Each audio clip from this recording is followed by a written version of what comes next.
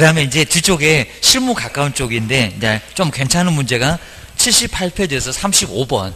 여기서 확인 설명서 기본. 이런 건 너무 정말 기본적인 문제인데, 이런 것들은 꼭 시험 문제가 하나 정도 나올 수가 있습니다. 뭐, 여기는 거의 뭐 문제, 오늘도 예상은 돼 있습니다. 자, 먼저 35번. 자, 그러면서 세부하고, 여기에 이제, 그 다음에 기본. 자, 기본에서, 자, 먼저 대상 권리를 저번에 한번 정리해 봤고요. 대상 권리를 토지에다가 입지 정해서 관리하는데, 그리고 비거치. 이렇게 해서 이제 8개가 있었고요. 그리고 세부는 안에 있다. 정말 실내 벽면 환경라고 해서 이제, 그리고 4개.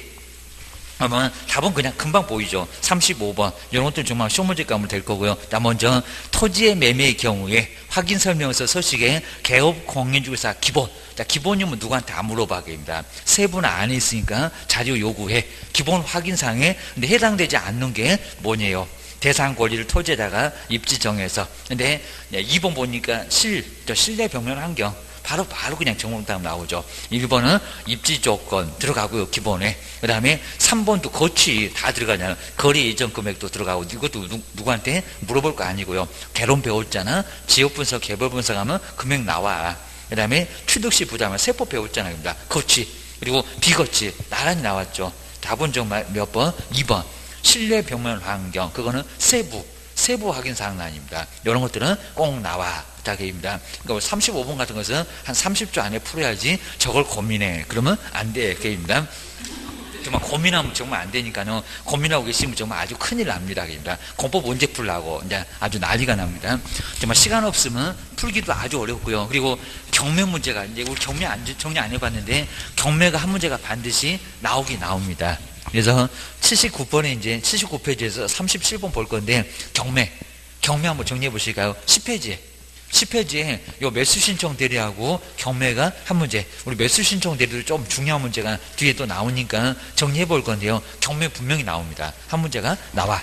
그리고 꼭 우리 실무 가가지고는 정말 경매 같은 거 한번 꼭 해보셔야 됩니다. 경매는 정말 해볼 만한데 정말 우리도 좀 돈을 벌어야 됩니다. 그리고 정말 돈 벌었다고 자랑질하면 저것들이 아주 줄 서갖고 맨날 아주 우리 귀찮게 합니다. 그냥 그 정도 보셔야 됩니다.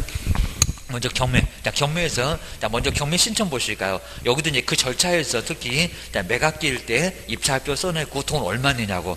저건 맨날 정말 가장 많이 내는 입찰 보증금. 그리고 가끔씩은 요즘 또 차순위도 시험 문제 내고 있습니다. 차순위, 최고가고 차순위는 너무 금액 폭이 너무 크면 안 되게입니다. 그래서 여기는 거의 그냥 근접해야 됩니다. 그래서 첫 번째 볼까요? 경매 신청. 저거 임의경매, 강제경매도 잘 안 내긴 합니다. 자, 먼저 채권자가 경매를 신청해. 왜? 돈을 받으려고. 그리고 저당권, 채권자가 임의대로 경매 신청하잖아요. 그러니까 판결문이 필요 없다. 그런 것들은 임의경매. 저당권 등 같은 것을 임의경매. 근데 강제경매는 그죠. 여기는 이제 채무명의, 옛날에 채무명의, 집행권은 얻어서 경매를 신청하는 게 강제경매. 그러니까 판결문이 필요하다. 그런 것들을 강제경매라고 합니다. 판결문 없으면 경매를 신청 못해. 그런 것들을 강제경매라고 합니다. 차용증, 보증금, 임금 이런 것들은 차용증이다 보니까 여기는 채권이다 보니까 판결문이 필요하대요. 안 그럼 경매 신청도 안 되고 배당도 못 받고 그입니다. 차용증, 보증금, 임금 이런 것들입니다. 아주 심하게 뭐 물어보진 않습니다. 그런 것들은 판결문을 얻어야 경매 신청. 판결문을 얻어야 배당 요구할 수가 있습니다. 그래서 강제 경매입니다. 그러니까 판결문이 있어야 된다. 강제. 판결문 없어도 된다. 임의경매. 채권자 임의대로 경매를 신청하는 거. 전세권, 저당권. 자, 그다음에 유치권도 가능합니다. 배당을 못 받아도. 그다음 이제 거기 아래 보실까요? 배당 요구 종결까지 배당 요구를 해야 되고요. 뭐 이런 것들은 아주 중요하다고 볼 수가 있습니다. 우리 시험 문제도 배당 요구 종결까지 배당 요구 해야 된다. 임차인. 이런 사람들은 요구를 해야 됩니다. 등기가 돼 있는 사람 안 해도 되고. 그 다음에 채권 신고. 그리고 채무자한테 나중에 통보를 합니다. 너 전말할 때 갚아라. 라고 해갖고 안 그러면 팔아버릴 거예요. 라고 해가지고 채무자한테 통보를 한다는 겁니다. 잠수를 타도 나중에 공시송달까지 합니다. 그런 것도 이제 잘 안 되고요. 그리고 이제 물건 조사합시다라고 현황 조사는 집행관이 가서 이런 거 거의 잘 안 되고요. 감정평가사한테 감정평가 수수료 주고 저 집은 얼마니? 그리고 그걸 이제 토대로 해서 매각 물건 명세서를 작성해서 비치합니다. 저게 이제 경매 물건 뭔지 다 나와. 주셔야 됩니다. 그리고 매각기는 파는 날, 이걸 공고합니다. 그리고 낙찰자 결정한 날을 미리 지정해서 공고를 하고, 이런 과정은 심하게는 안 내니까요. 근데 여기서부터 이제 시험 문제네. 자, 먼저 매각기일 때 입찰표 써서 내고 심리적 양식이 있습니다. 그거 어떻게 쓰냐고는 절대 안 물어보고요. 그다음에 여기가 정말 중요합니다. 입찰 보증금은 신고가, 내가 써낸 금액의 10%일까요? 아니면 이미 정해져 있는 최저 매각 가격의 10%일까요? 뭐래요? 이제 여기는 최저 매각 가격. 그러니까 옛날에는 내가 써낸 금액이 10%였습니다. 지금 바꿔버렸습니다. 이제 바뀐 지가 한 10년도 넘었습니다. 15년도 넘었네. 2002년부터 바꿨으니까 최저 매각 가격의 10%. 정말 여기를 한 10번 내면 한 8번을 내봤을 정도로 여는 아주 주구장창 냈습니다. 최근에만 잠깐 안내 주셔야 됩니다. 그러니까 보증금도 모르냐, 보증금 못 가지고 가서 나중에 잘못 가지고 가면 입찰을 못 봐요. 봉투째 그냥 집어 던지고 그냥 집에 가. 이럽니다. 최저 매각 가격의 10%. 우리가 경매 참교에서 최소한 50만 원 받는데 그것도 못하니 그럴 겁니다. 50만 원 정말 받습니다. 안내만 해도 낙찰 못 받아도 50만 원 받습니다. 최저 매각 가격의 10% 보증금을 내야 됩니다. 신고가 아니다. 써낸 금액 아니다. 꼭 주셔야 됩니다. 그리고 이제 그 매각기일 때 최고가가 나오면 결정하고, 그 다음에 차순위가 신고를 하게 되면 차순위 결정하고, 그 차순위는 최고가 납부를 안 할 경우, 잔금을 납부 안 할 경우를 대비해서 차순위를 결정해 놓는다는 겁니다. 두 번째 사람입니다. 근데 거의 대부분 차순위 신고를 안 해요. 입니다. 왜요? 보증금 거기다 묶어놔야 되니까입니다. 그리고 최고가가 잔금 내에 그러면 차순위는 헛수고해.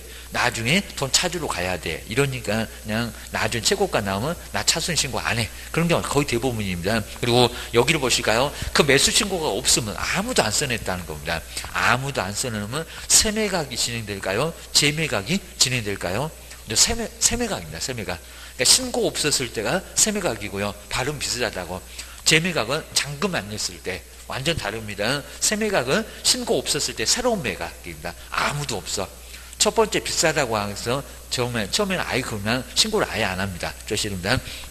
아파트 첫 번째 100%는 다 떨어지고요. 그게 뭐 시세님 가격입니다. 누가 저대로 다 주고 사는데, 그래서 한번 떨어지는 맛에 나중에 저렇게 세매각 됩니다. 떨어지는 맛에 낙찰을 받아요. 근데 신고는 있었는데 잔금을 안 내면 재매각입니다. 그래서 저기 잔금 납부 있잖아요. 거기 이제 재매각 될 수 있습니다. 그리고 요 항고보증금, 그리고 이제 여기 매각 결정기일도 보실까? 매각 결정기는 낙찰자를 결정. 그러니까 그 결정이 낙찰자 결정입니다. 거의 다 허락이다입니다. 그러니까 허가 불허가 처분인데 낙찰자 허가. 그러니까 문제 없으면 다 허가 내주고요. 거의 대부분 허가 나기입니다. 오늘 만약에 입찰 들어갔다 다음 주 딱 화요일 정도에 바로 매각 결정일, 요때 이제 낙찰 결정이 됩니다. 그리고 우리 농지는 농지 취득 자격증을 얻어 가야지. 여기서 7일 정도 시간이 있는데 그 시간 안에 농지 취득 자격증을 안 내면은 보증금 몰수 당합니다. 지금 돈 1,000만 원 내놨을 건데 농지증 안 내놓으면 문제가 된다는 겁니다. 내야 돼요. 그리고 법무사한테 맡기면 5만 원이면 돼요. 그입니다. 그래서 내가 그냥 가서 서식 써내기만 하면 된다는 겁니다. 농지 취득 자격증은 서식이 있습니다. 심술적 양식. 그거만 써서 내면 된다는 겁니다. 모르면 공무원한테 물어보면 앉아갖고 그냥 조목조목 설명해 줍니다. 어려울 것도 없습니다. 다음에 이렇게 제출하면 되고요. 그리고 항고, 그 낙찰자 결정에 대해서 불만 있으면 항고 보증금. 항고 보증금도 이미 시험 문제 내봤고요. 정말 입찰 보증금하고 항고 보증금은 나란히 시험 문제 연거푸 여러 번 내봤습니다. 입찰 보증금 더 많이 내봤고, 항고 보증금은 불만 있다고 따질 때 항고 보증금 낸데 이미 낙찰대금이 나왔으니까요. 그 낙찰대금에다 부담스럽게 하려고 10%지 최저가가 아니라는 겁니다. 최저가는 입찰 보증금, 입찰할 때 보증금. 근데 이미 낙찰대금이 나왔다는 겁니다. 그러면 그 낙찰대금에다가 10%, 왜요? 그 경매 낙찰에 대해서 불만이 있으니까 낙찰대금에다가 10% 내라는 겁니다. 근데 만약에 채무자가 안 그러겠지만요, 채무자가 이재기하면 전액을 못 써버리고요. 그리고 채무자 아닌 사람은 이자만 떼고 나머지는 돌려줍니다. 자, 이자 떼봐야 얼마 안 되니까 거의 대부분은 돌려줘. 게임입니다. 자, 그렇게 이제 뭐 그 후에는 잘 안 내는데 낙찰대금의 10% 요건 정말 많이 내봤습니다. 그리고 이제 아래는 거의 안 내요.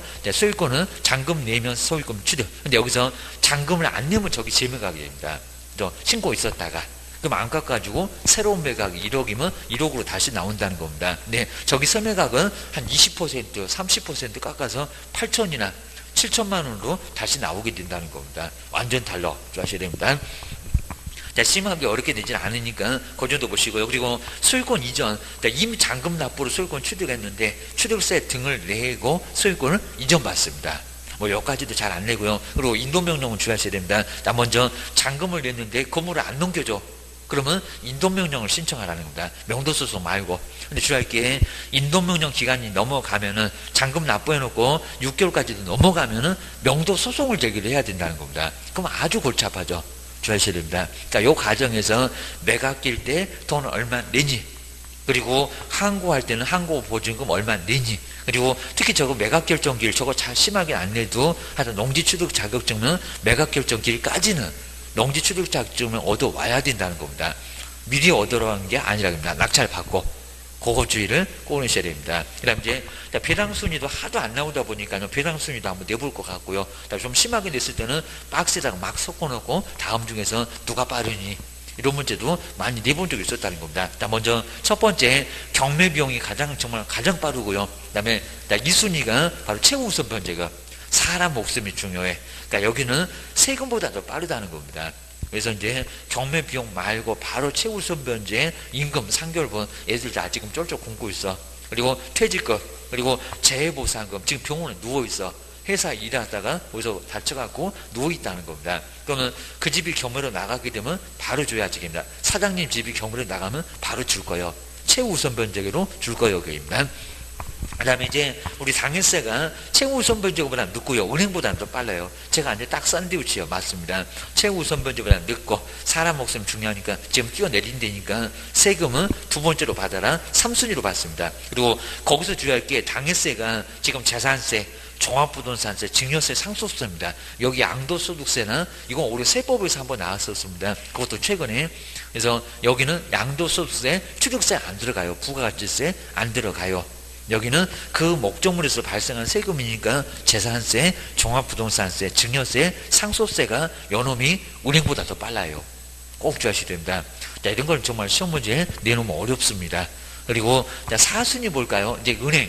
근데 요 4순위는 4개가 빠른 순위가 빠릅니다. 먼저 담보물건, 은행이 빠르면 제일 먼저 받아가지만 확정월자가 더 빨라. 그러긴 어려운데, 그러면 확정월자가 더 빨리 받아갑니다. 전세권이 빠르면 은행보다 전세권이 더 먼저 받아가고, 전세금. 그 다음에 네 번째, 임차권 등기도 역시 등기니까 순위 경쟁을 따줄 수 있다는 겁니다. 지금 1번부터 4번까지는 빠른 사람이 먼저라는 거지 그 순서대로 받는 게 아니라 빠른 사람입니다. 확정자가 제일 빨라. 은행 다 제끼고 전세권 다 제끼고 먼저. 이게 줄을 쫙 선다는 겁니다. 줄을 서십시오. 임현식 씨가 그 소리 잘하잖아요. 그입니다. 그 다음 이제 5순위 보실까요? 5순위는 아까 보셨던 그 최우선 변제금 2순위. 거기 지금 3년분, 3개월분 넘어간 거입니다. 여기 정도 오면 이제 못 받아, 거입니다. 저기 은행도 간당간당 할 건데, 확정자 거의 못 받아, 거입니다. 그리고 거기서 다 털어가면 아래는 정말 아예 안 나올 정도입니다. 3개월분, 3년분 넘어간 초과 임금 퇴직금 채권. 그 다음에 6순위. 법정길이 큰저도 한번 좀 늦대요, 거입니다.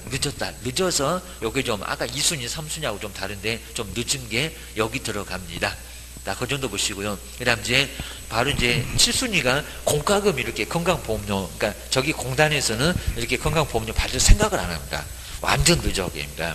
자, 7순위. 그리고 8순위는 완전 이제 여기서는 정말 더 이상 받을 생각을 못 하겠죠. 가압류, 차용증 순위가 없으니까 대학력을 잘못 구비한, 그러니까 전입신고 잘못하면 완전 곤두박질이 된다는 겁니다. 저기 최우선 변제금 국세보다 더 빠를 수 있었는데 전입신고를 잘못하면 지하가 애매하면 전입신고 잘못하잖아요. 네, 우리가 전입신고 잘못하게 해놓으면 계약서 잘못 써갖고 우리한테 책임이 떨어진다는 겁니다. 이런 미비한 임대차는 완전 8순위요.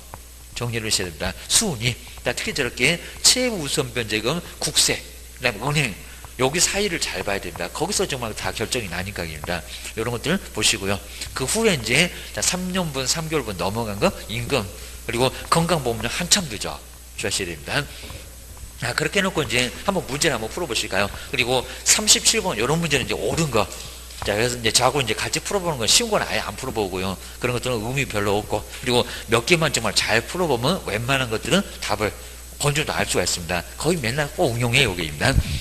먼저 옳은 건데, 자, 먼저 경매관 설명도 오른 거 정말 또 1번. 저런 것도 이제 계속 냈었다가 최근에만 잠시 안 내는데 올해는 나올 것 같아 보실까요? 기일 입찰에서 매수 신청인은 보증으로, 우리가 돈 낸다는 수로 보증으로 합니다. 근데 매수 가격에, 써낸 금액을 매수 가격이라고 합니다. 매수 가격의 10분의 1, 10%가 저 소리고요. 10분의 1에 해당되는 금액을 집행관한테, 경매를 진행하는 사람은 집행관이라고 합니다. 집행관한테 제공을 해야 된다.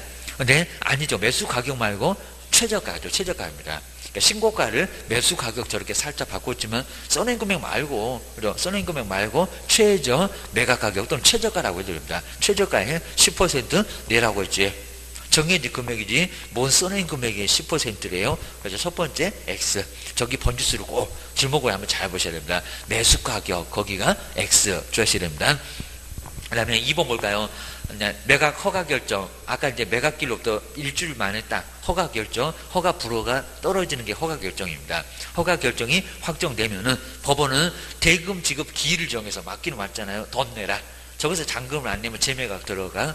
거래대금 지급을 정해서 매수인에게 통지를 해야 되고요. 근데 그 매수인은, 그리고 여기 정말 너무 심한데요. 그 매수인은 그 대금 지급 기일에, 그리고 매각 대금을, 입금을 지급을 해야 된다.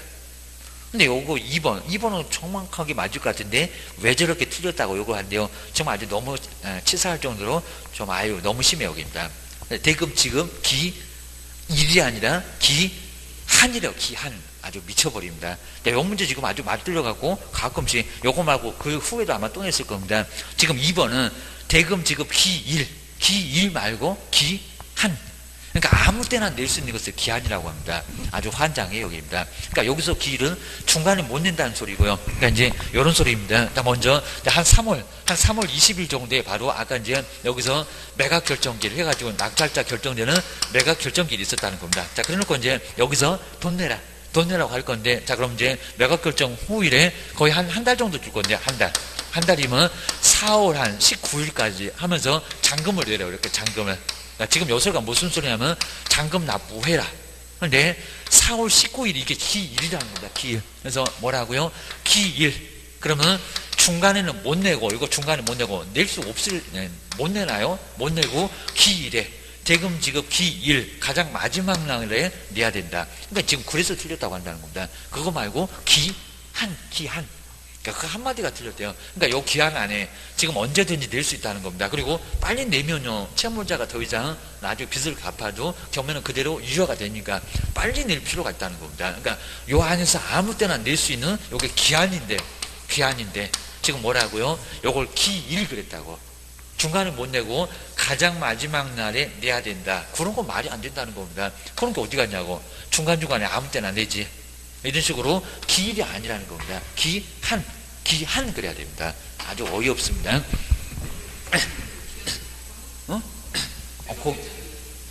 아니요. 거기는 아닌데.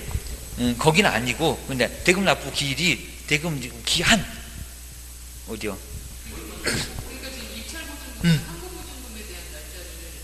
아니요. 거기는 없는데 지금.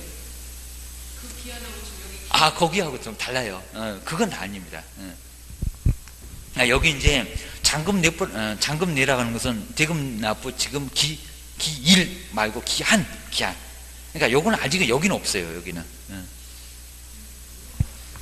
그러니까 기일 말고 기한. 그러니까 중간중간에 아무 때나 낼 수 있어요. 그러니까 1개월 정해줄 건데 그 1개월 안에서 낼 수가 있다는 겁니다. 그러니까 기일하고 기한은 달라.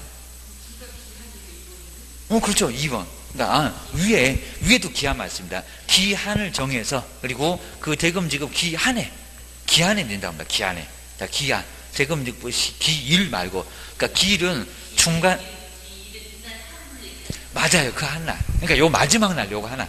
그러니까 중간에 못 내고 마지막 날 내야 되는데 그게 아니라 아무 때나 안 된다고. 기한 내. 그죠. 기한 안에. 기한 아니라고 합니다.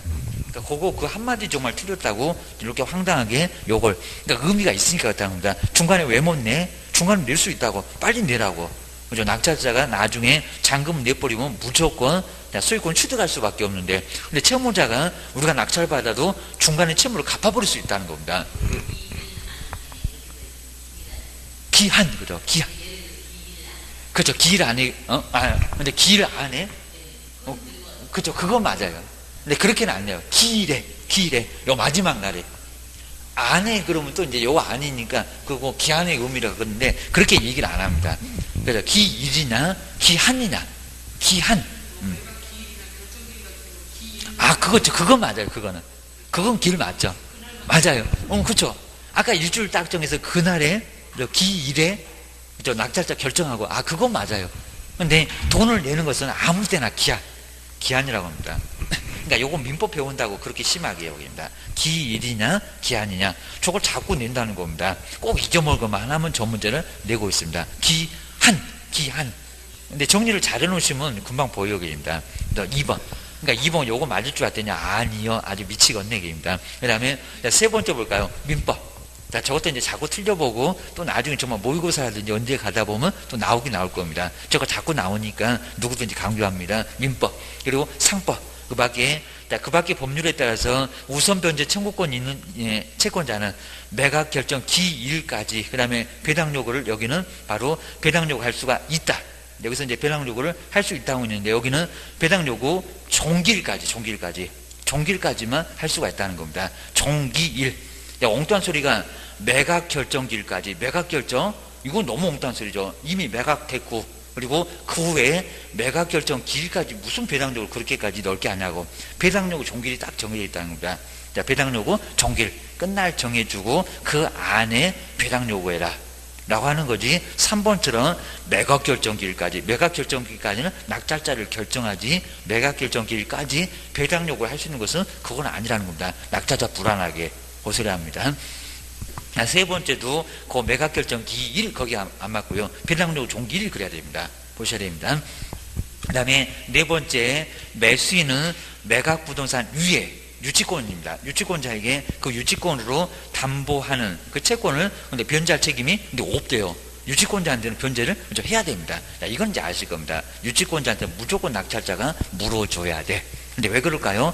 우선 변제를 못 받아요. 자, 그러니까 저 유치권자 대금은 나중에 매각대금에서 포함을 시켜야 된다는 겁니다. 본인이 물어줄 돈으로 생각을 따로 해야 됩니다. 그러니까 오랫동안 유치권이 있으면 유찰이 계속 됐다가 기다렸다가 그리고 고금액까지 포함시켜서 낙찰을 받아야 된다는 겁니다. 안 그럼 손해가 나. 4번 요건 뭐 뻔히 알 수가 있습니다. 그다음 5번을 보시고요. 그러니까 조금 애매한 것들이 있으면 쭉 한번 오셨다가 답은 또 쉽게 나와. 그러니까 꼭 요거 이랬다가 여기 어려우냐 하면서 약 올립니다. 자, 5번 볼까요? 매각 부동산 위의 전세권은 그 다음에 저당권에 대항할 수 있는 경우라도 여기서 이제 저당권에 대항할 수 있는 경우라도 전세권자가 배당 요구를 하면, 근데 우리 전세권하고 임차인은 다릅니다. 배당 요구를 하면 매각으로 소멸된다. 정말 맞습니다.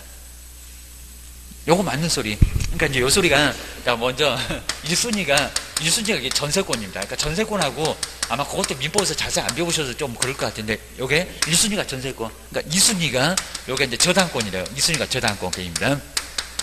저당권이면 금방 그 소리가 우리 전세권이 저당권보다 위에 있으니까 대항할 수 있잖아요. 근데 만약에 우리 전세권자가 배당 요구를 했다는 거다. 배당 요구. 배당 요구를 했을 때 배당 요구를 하면은 여기서 못 받은 돈이 있다는 겁니다. 그러니까 만약에 전세금이 5천인데 배당 요구해서 3천만 원만 받았다는 겁니다. 그러면 나머지 2천을 낙찰자한테 달라고 주장할 수 있을까요? 없을까요? 그렇죠? 없어요. 아니, 그게 아니라, 요거 이제 보셔야 할 게, 그거 보시면 안 되고. 그러니까, 여기 주택임차하고 달라요, 주택임차하고. 주택임차에는 일단 먼저 배당료를 했다가 나머지 부족한 돈이 있으면 낙찰자한테 달라고 할 수 있어요. 근데 전세권은 안 그래요, 전세권은.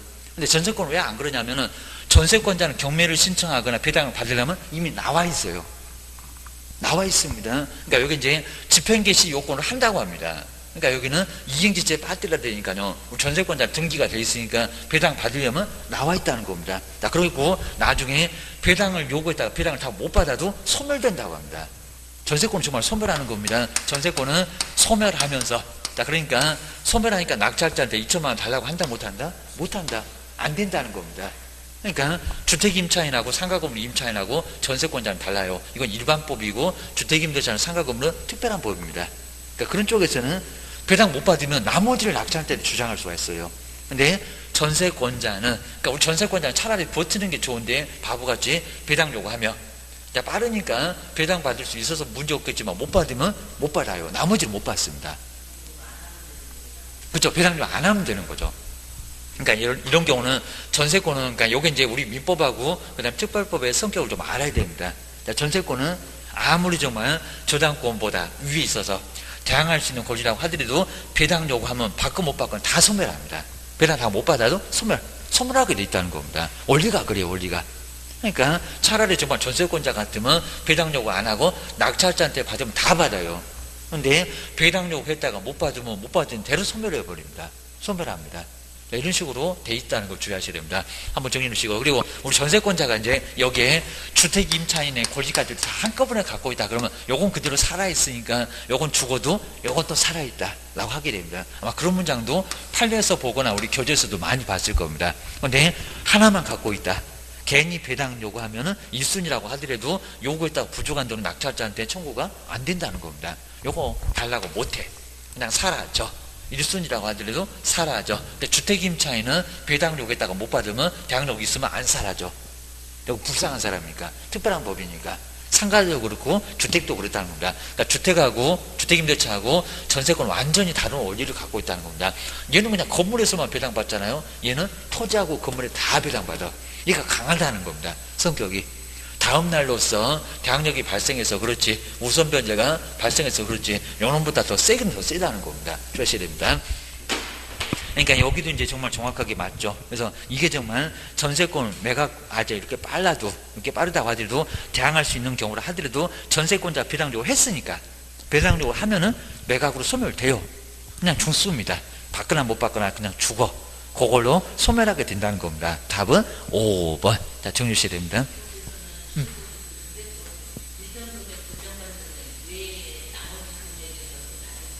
그렇죠. 예. 주택임대차 상가 건물에서는 정말 받을 수 있어요. 이게 대항력이 있어서. 근데 전세권에서는 대항력 자체는 없어요.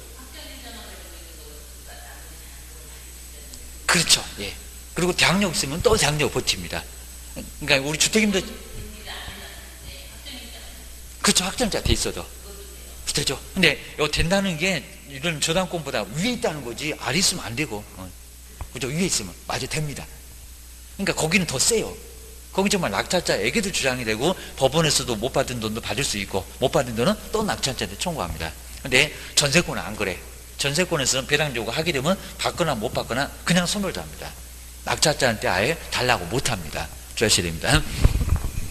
자, 이 문제가 정말 우리 37번 아마 경매 문제 중에서는 이 문제가 정말 가장 어려운 거. 저 2번 저것도 자주 냈었고 1번은 아주 단골 문제고, 그리고 아래 문제도 상당히 어렵죠. 그러니까 요 경매 문제를, 그러니까 그 전이나 후나 이렇게 어려운 문제가 없었습니다. 그러니까 요 문제를 잘 한번 풀어놓으시면 여러 가지를 볼 수가 있다는 겁니다. 그거 주의하셔야 됩니다. 그다음 이제 뒤쪽에 자 외국인 부동산 취득도 한번 정리를 좀 해놓으실 필요가 있습니다. 뒤쪽에 이제 바로 80페이지에서 39번. 자, 39번. 그리고 요건 아마 이제 정리가 됐을 겁니다. 외국인 부동산 취득. 그래서 이제 여기도 이제 우리 부동산 취득을 좀 봤을 건데, 그리고 뒤쪽에 조금 더 중요한 부분이 좀 있으니까요. 한번 그걸 한번 봐야 될 것 같습니다. 자, 부동산 거래신고. 먼저, 자, 부동산 거래신고에서는 7페이지 있습니다.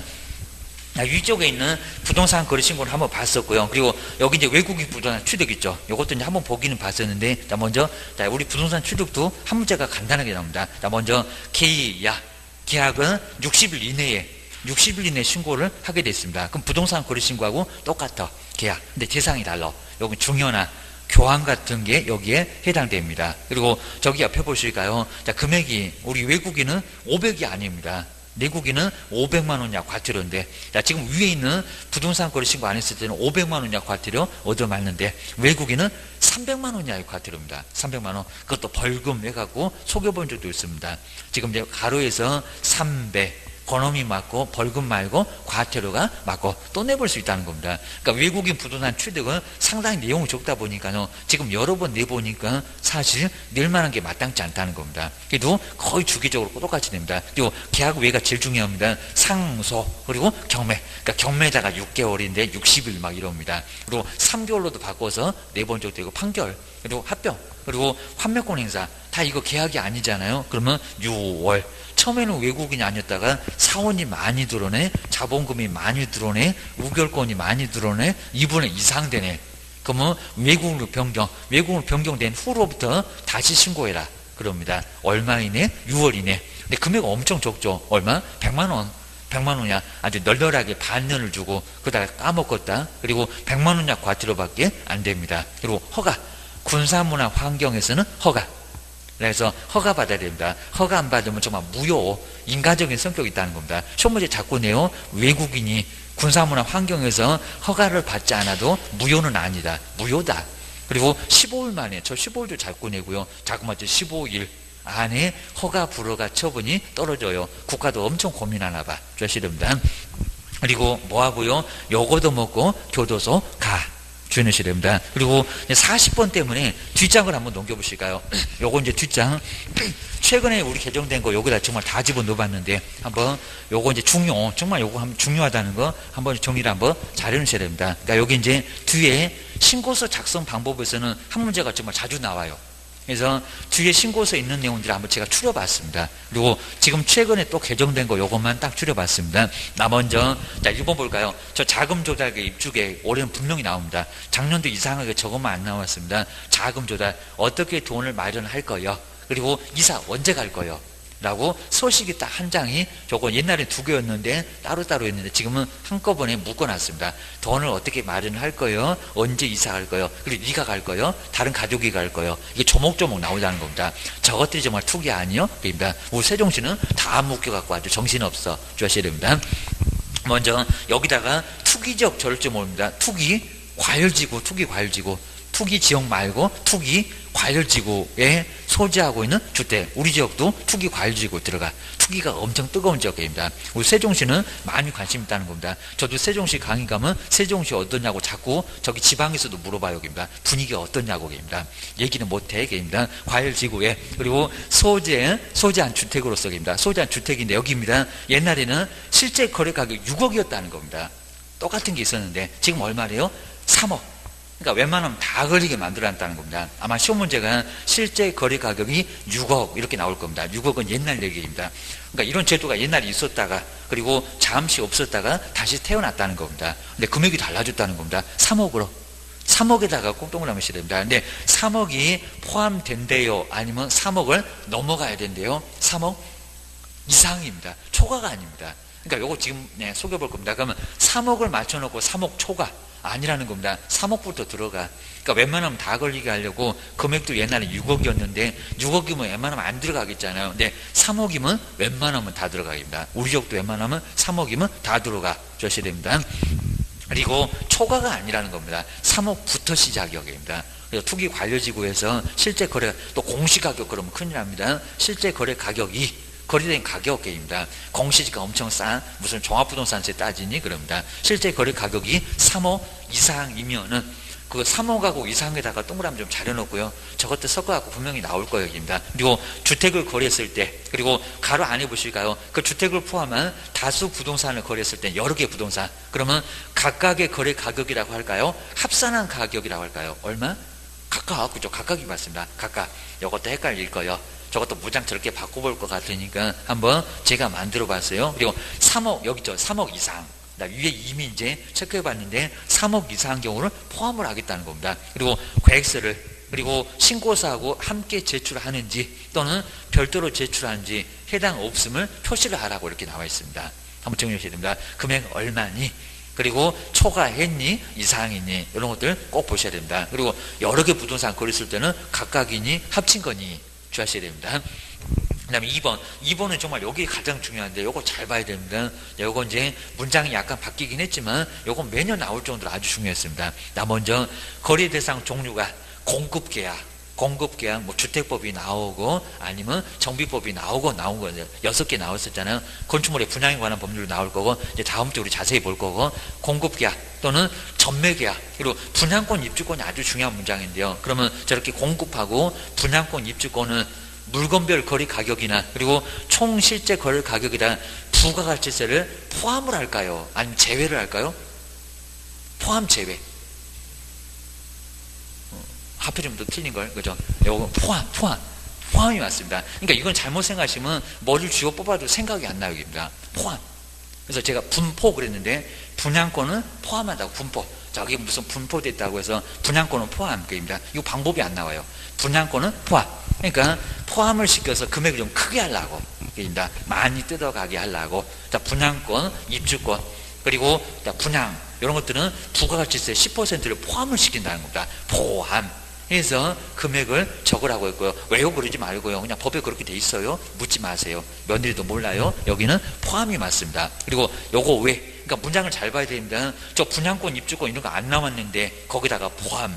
그러면 안 된다는 겁니다. 근데 분양권, 입주권이 아닌 그냥 지금 현재 있는 건물들 이런 것들은 뭐래요? 부가가치세를 제외한대요. 요 앞에 뒤에 문장 잘 보셔야 됩니다. 앞에 문장이 나오긴 나올 건데 갑자기 또 뒤에 있는 문장도 헷갈리면 안 된다는 겁니다. 뒤에 있는 분양권, 입주권이나 공급이 아닌 거, 이미 있는 것들, 공급받는 거 말고 따끈따끈한 분양받는 거 말고 그런 것들은 부가가치세를 빼라는 겁니다. 금액이 좀 적게 나와라 합니다. 따끈따끈한 것들은 많이 나오고 포함시켜서, 그러니까 분양권 포함, 분포 난다고 하잖아요. 어디 포함된다? 분포. 하여튼 입주권도 포함. 이렇게 보셔야 됩니다. 응? 그렇죠. 그거요. 분양을 받는다든지 내가 옆에서 분양받는 거 그냥 분양권. 입주권 분양권 우리 얘기하는 그 재건축 재개발에 그거하고 똑같은 개념입니다. 그래서 하여튼 그런 것들은 포함을 시켜라. 정말 따끈따끈한 건물 받는 것들은 다 포함시켜라. 부가가치세 10%도 포함시켜라 라고 해놨습니다. 그리고 그런 주택이 아닌 것들은 제외시켜라 라고 기하셔야 됩니다. 요건 분명히 나올 수밖에 없고요. 그리고 자, 세 번째는 조금 좀 시험 문제가 덜 나오긴 할 건데 자금 조달. 자, 먼저 부동산 매도액 등에 있는 자, 본인 소유 부동산의 매도를 통해서 조달을 하고자 하는 자금이라든지 또는 재건축, 재개발 시 그냥 이런 문장을 좀 보시라고 합니다. 그리고 재개발 시 발생했던 종전 부동산 권리 과객 등을 기재를 합니다. 그러니까 어떤 금액을 기재하냐고 이런 것도 설정될 겁니다. 뭐 요거는 바꿀 문장이 없을 것 같은데 주셔야 됩니다. 그 다음 이제 2번을 꼭 줘야 할까요? 현금.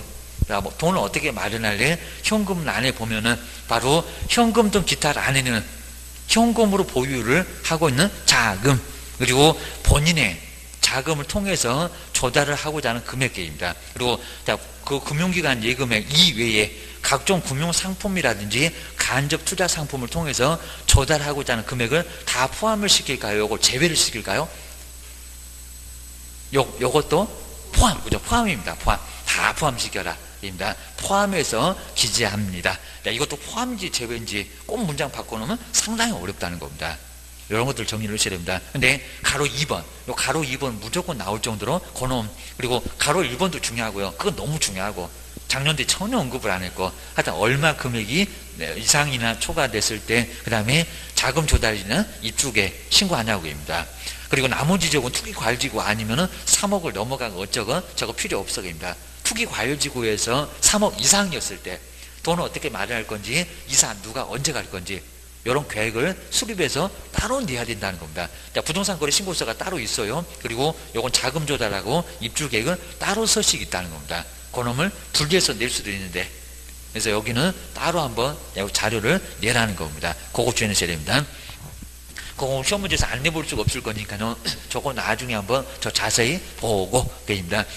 자, 그 다음에 이제 40번 보실까요? 이제 40번은 이제 전문장은 아직 안 만들어졌는데 나머지 갖고 한번 간단하게 보시면 돼요. 자, 계십니다.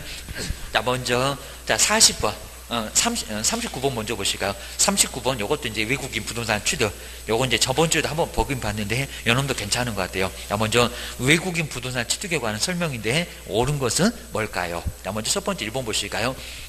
먼저 하다 뭐 이런 문제는, 야, 여기는 이제 너무 좀 엉뚱한 소리가 돼서 금방 보이면 알 것 같은데, 대한민국 영토에서 외국인이 상속이나, 그리고 경매도, 상속이나 경매는 60일일까요? 6개월일까요? 6월. 이런 것도 뭐 아주 단골 문제 나왔습니다. 등 계약 외, 계약 외라고 나왔네. 근데 계약 외 원인에 의한 부동산 취득에는 근데 적용이 되지 않는데요. 적용된다 안 된다? 된다. 6개월이 적용되는데 왜 또 적용 안 된다고 하네요? 적용된다. 된다고 해야 적용입니다. 이건 너무 엉뚱한 소리입니다. 그리고 부동산 거래 신고에 관한 법률이 적용돼요. 그러니까 6개월 만에 신고해라 라고 하잖아입니다. 적용되지 않는다. X. 뭐 허가받을 지역에는 적용이 안 된다. 못 산다. 이런 소리 많이 해봤다는 겁니다. 외국인 다 사. 주하셔야 됩니다. 그 다음에, 자, 2번 보실까요? 외국인이 계약에 의한 부동산 신고를 하지 않으면, 제가 요건 금액을 바꿔봤는데요. 신고를 하자면 외국인인데 계약에 의해서 신고를 하자면 500만 원 이하 과태료를 받을 수 있다. 500이 아니라 300이죠. 300. 아마 이렇게 바꿔볼 것 같아요. 얘는 제가 한번 만들어봤습니다. 수정을 해서. 이건 엉뚱한 소리입니다. 부동산 거래 신고는 내국인은 500이 맞는데 외국인은 300. 금액이 달라. 외국인 좀 체제가 약해 주셔야 됩니다.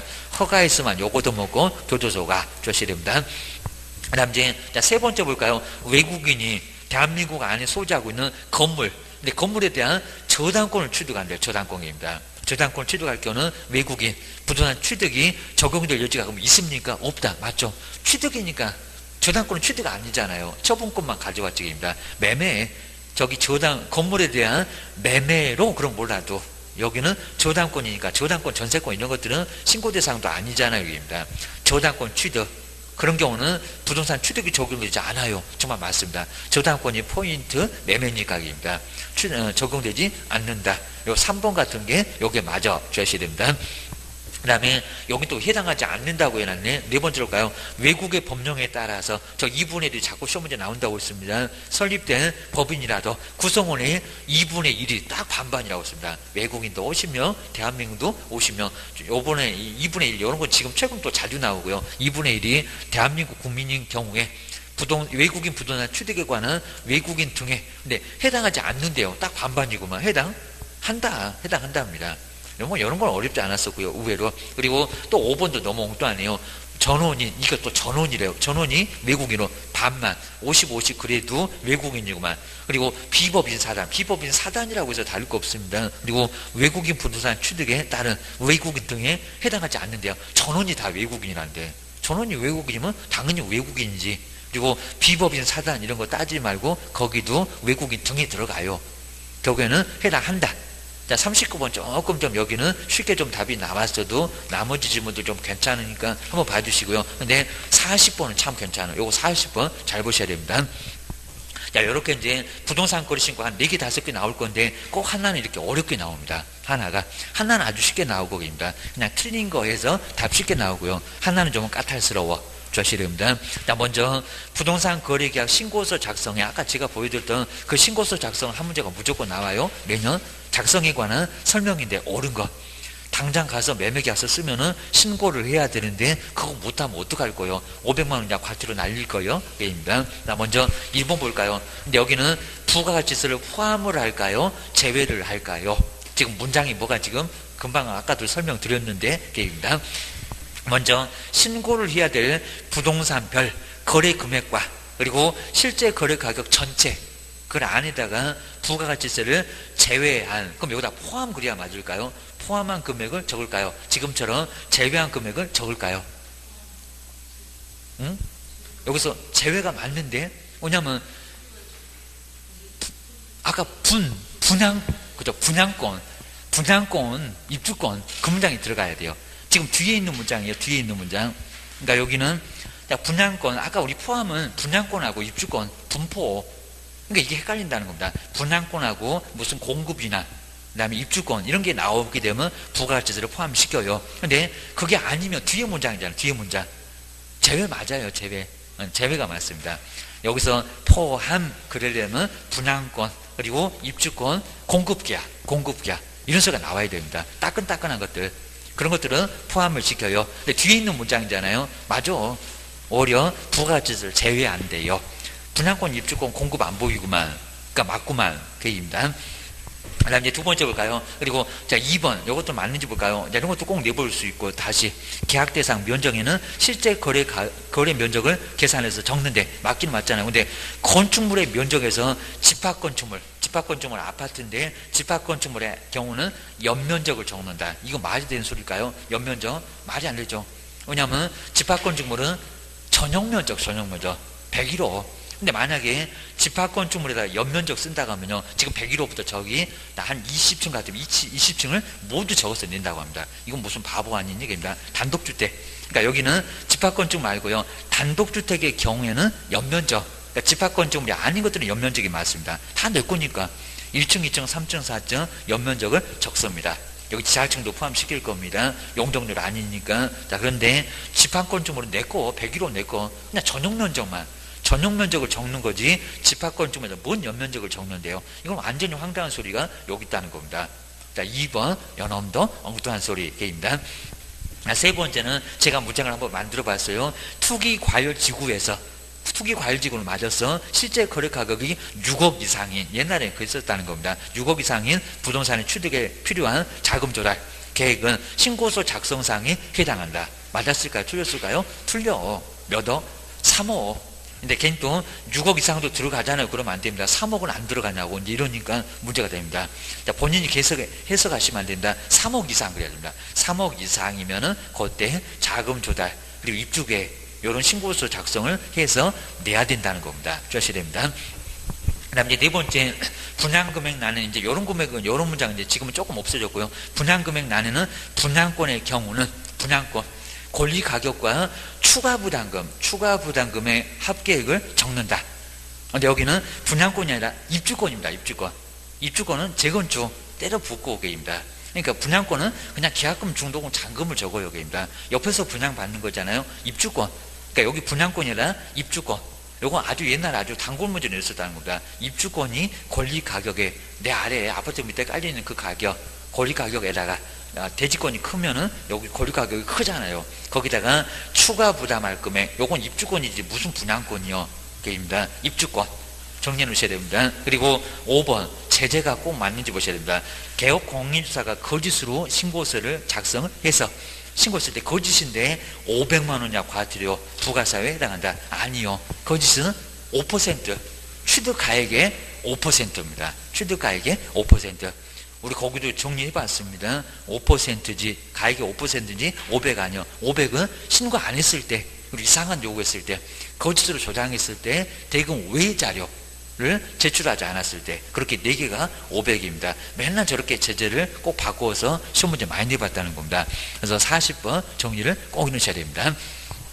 그 다음에 이제 뒤쪽에 27회 때 좀 몇 개만 더 해보고 한번 마무리해 보겠습니다. 근데 정책심의위원회는 한번 2번이 있는데 이것도 한번 이제 한 문제감이 정말 나오고요. 올해 시험보다도 정책심의위원회 1페이지 네 번째. 그러니까 요놈도 시험 문제 정말 나올 거라고 올해도 예상을 해보셔야 됩니다. 그리고 작년도에는 심의사항 너무 심심하게 나왔습니다. 올해는 전체적으로 자세하게 나올 거예요. 4번. 그래서 박스에다 지금 웬만한 거 다 넣어놨으니까 요걸 한번 잘 보셔야 됩니다. 자, 먼저 4번 정책심의위원회. 얘도 한 문제가 나올 거라는 겁니다. 자, 먼저 정책심의위원회는 어디냐고. 국토교통부냐고 협회냐고. 협회라고 말이 안 되겠죠. 협회가 뭔 정책을 국가도 아니구만. 근데 국토교통부에 있는데 볼까요? 둘 수 있다. 아니면 두어야 한다. 둘 수 있다. 둘 수 있다가 맞습니다. 먼저 구성을 보실까요? 위원장 한 명을 포함을 할까요? 제외를 할까요? 포함이 맞습니다. 저기 소속에서 맨날 맞들려갖고 포함이니 제외니 그러니까 여기도 내볼 것 같아요. 포함했습니다. 그리고 몇 명이래요? 19명. 그럼 큰일 납니다. 협회가 19명입니다. 그럼 정책심의위원회하고 운영위원회하고 위원회 2개가 나란히 헷갈리게 하는구만. 그입니다. 여기는 7명, 행운의 숫자 7명. 그리고 많으면 몇 명이래요? 9명. 그러면 안 됩니다. 9수 안 좋아하잖아. 11명. 입니다. 7명하고 11명 나란히 한번 써놓으셔야 됩니다. 그래서 하여튼 위원장 한 명을 포함한다고 합니다. 그러니까 가장 많았을 때 11명이지 제외시키면 12명이 아닙니다.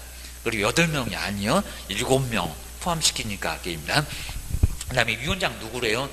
괜히 또 고위 공무원 옛날에 그런 적이 있었다는 겁니다. 그리고 국장도 옛날에는 정책심의위원회 위원장이 인 적이 있었다는 겁니다. 나라님도 바쁠 줄 없구만. 지금 누구래요? 국토교통부 차관.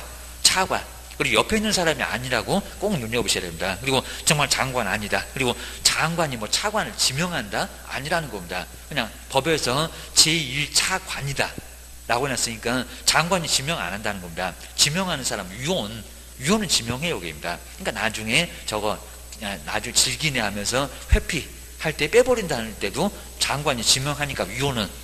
근데 위원장은 지명하는 게 아니라는 겁니다. 거기 주의도 주의하시고. 그 다음에 위원 보실까요? 국토교통 몇 급? 4급. 이런 거 꼭 내볼 만합니다. 아까 우리 협회도 아까 위원이 누가 됐니? 금융기관 이런 식으로 냈잖아요. 이것도 내볼 수 있다는 겁니다. 4급 무슨 죽을 사자. 4급 이상의 공무원.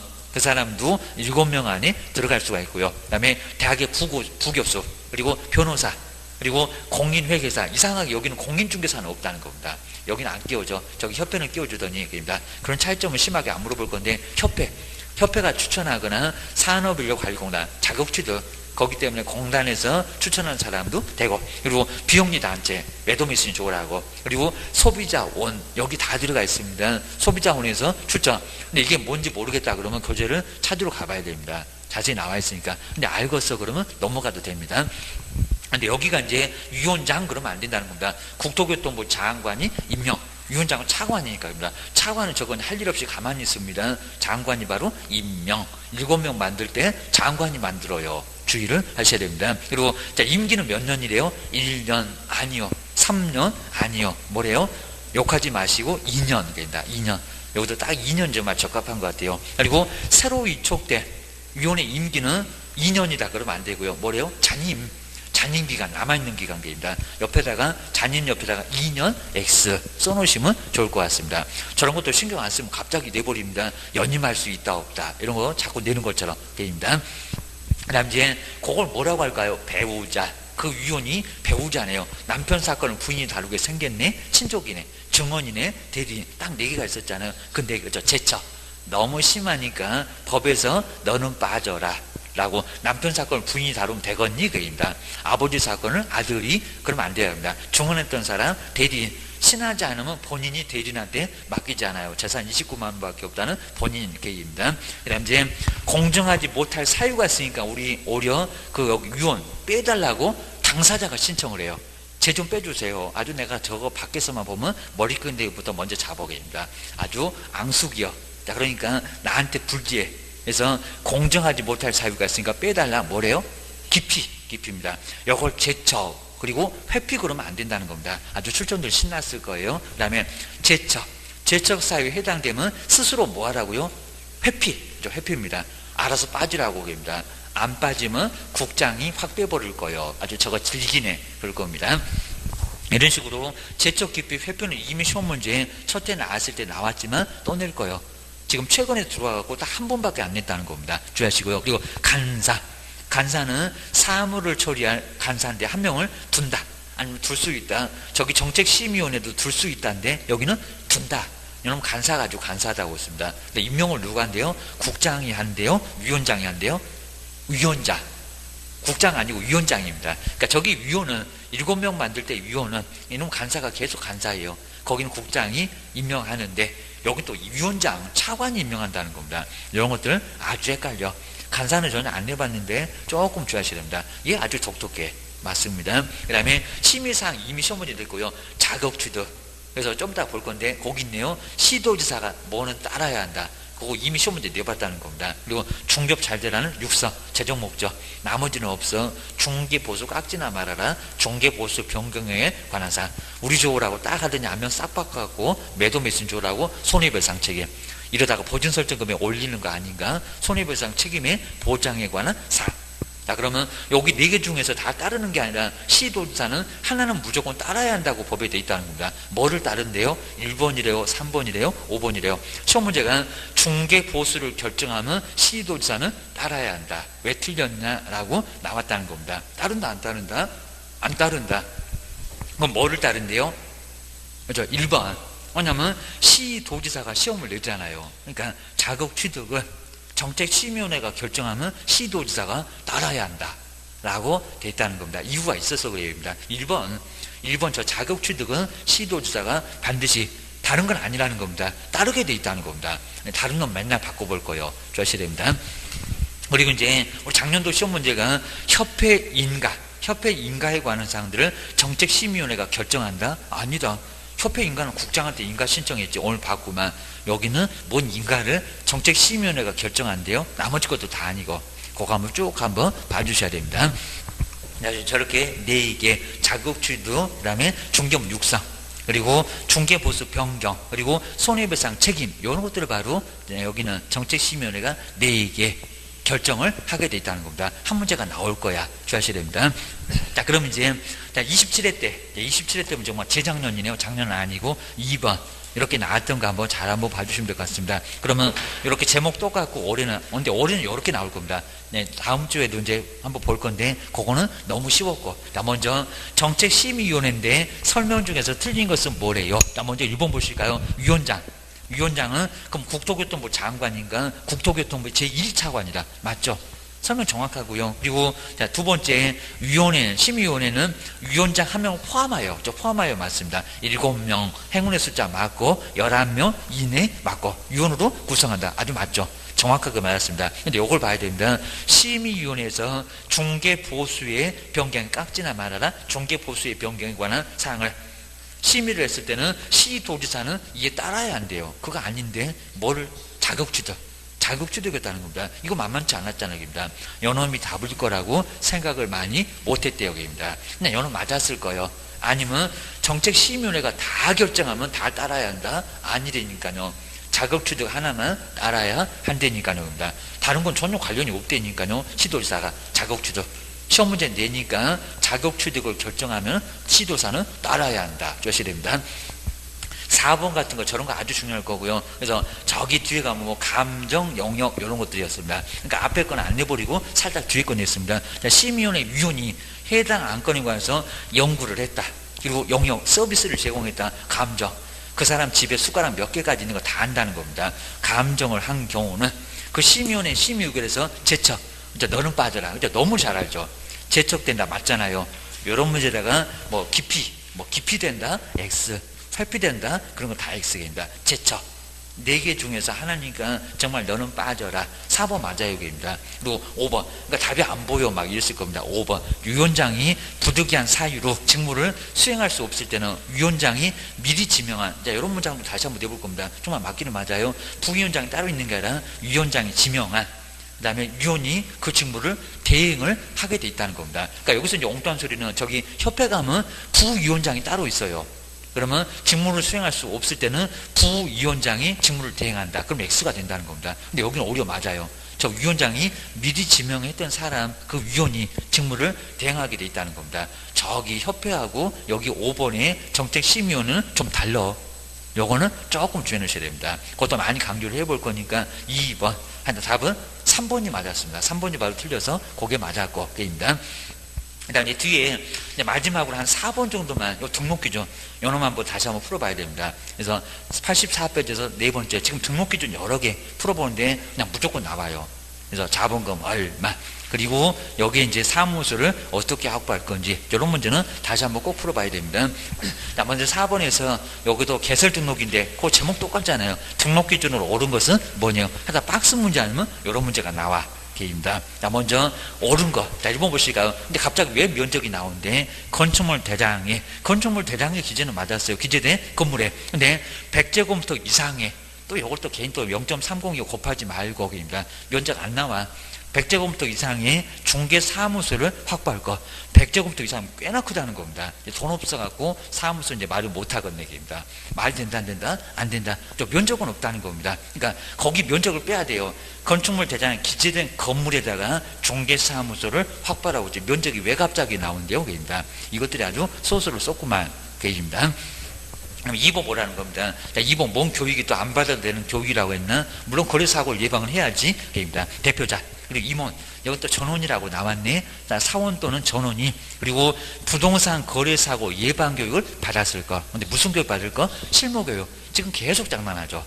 아까 책임자 보고 직무교육. 그러지도 않나? 거래사고 예방교육을 안 받아도 되는 교육인데 뭔 거래사고 예방교육을 받았을 거. 물론 실무교육이 사고를 예방하려고 받기는 받지만 그거가 완전 달러 게임이다. 저건 시시도 아니게임이다. 시간도 없고 게임이다. 2번 너무 엉뚱하고 게임이다. 3번 같은 게 우리 또 나올 거예요 게임이다. 자, 세 번째 볼까요? 협동조합 기본법. 자, 그리고 그냥 저걸 협동조합 그래서 모르는데 사회적인 협동조합이 뭐하더라? 경우. 정말 3번 정말 중요합니다. 자본금이 5천만 원, 아니요 5천억이 돼도 안 될 겁니다. 5천만 원 이상일 거. 맞았다 틀렸다? 틀렸다.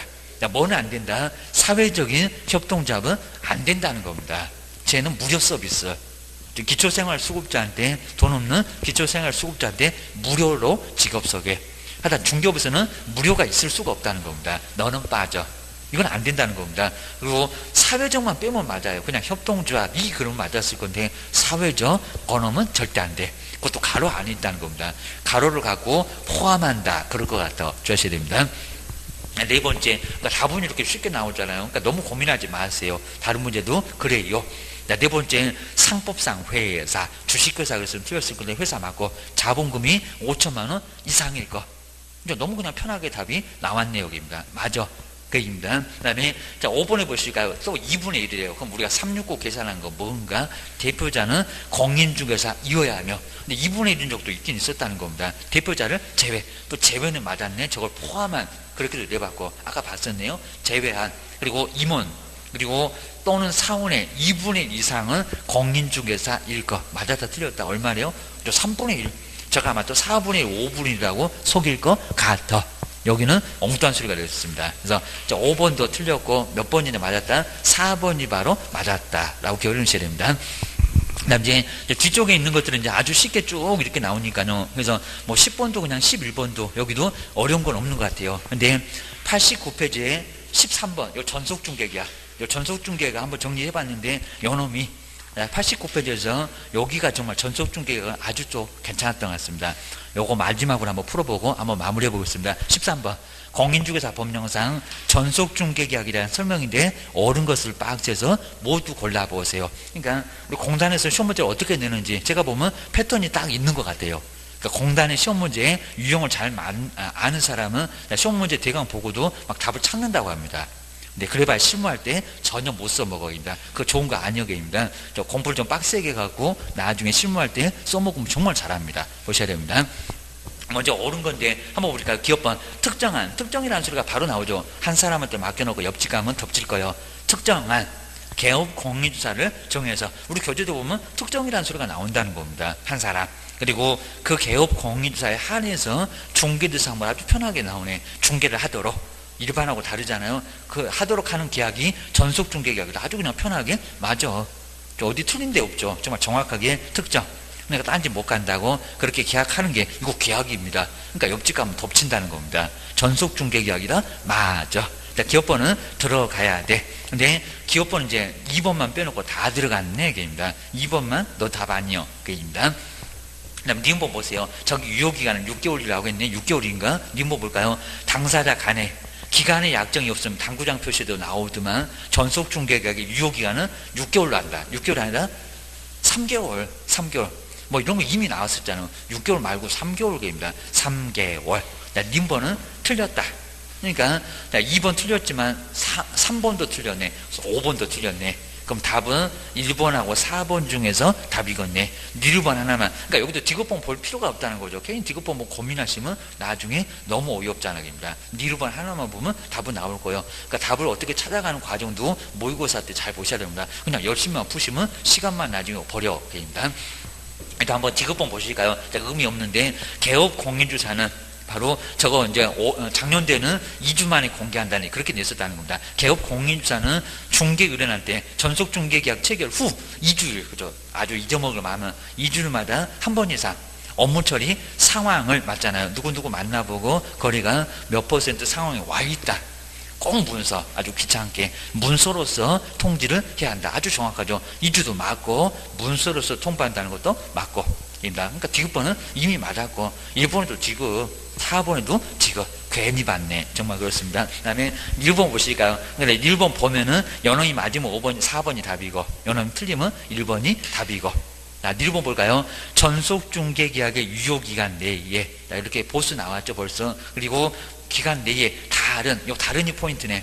다른 기업공사, 옆집 간 얘기네. 다른 기업공사한테 해당 중개사물에 관한 중개를 의뢰하여 이렇게 거래까지 될 때까지 제발 좀 성질 좀 죽이고 좀 보고 있으라고 했습니다. 선글라스 끼고 이제 덮칠 준비해야 됩니다. 거래한 그리고 중개 의뢰는 전속중개계약을 체결했던 개업공유사에게 뭐를 지불한다고? 유학금. 딱 맞죠. 다른 옆집 같습니다. 유학금입니다. 스스로도 아니니까 유학금 맞잖아요. 100% 유학금 지불 의무를 진다. 맞았다 틀렸다? 맞았다. 그냥 평범하잖아요. 그래서 결론적으로 4번이 바로 맞았구만. 답은 1번이 아니구만. 답은 바로 4번. 이렇게 정리를 좀 해주셔야 됩니다. 다음 주 오시면 이제 14번부터 한번 해가지고 나머지는 좀 편하게 돼 있고, 그리고 요거 이제 정리 안 된 것들 나머지 한번 쭉 한번 보시고, 뭐 재정 목적이나 이런 것들은 다시 한번 볼 거고요. 그 다음에 정리 안 된 것만 한번 다시 한번 훑어보고 마무리 한번 해보겠습니다. 그리고 아마 장사 등에 관한 법률, 요거 면적 같은 거, 이런 것들 한번 딱 8페이지 이런 것들은 동그라미 한번 잘 한번 해보셔야 됩니다. 요거 한 문제가 꼭 나와 주셔야 됩니다. 자, 그런 식으로 해서 이제 분묘기지권 27번 그리고 28번도 다음 주에는 꼭 해볼 건데, 그런 것들은 한 문제가 꼭 나온다는 겁니다. 그리고 명의신탁, 요 명칭탁 같은 경우도 아마 오류도 나올 것 같으니까 저것도 한번 29번도 채워보긴 할 거니까요. 다음 주에도 상당히 중요한 부분 마무리 한번 해볼 거니까요. 한번 정리해 놓으시면 좋을 것 같습니다. 고생 많으셨고요. 다음 주에 뵙겠습니다. 고맙습니다. 고맙습니다.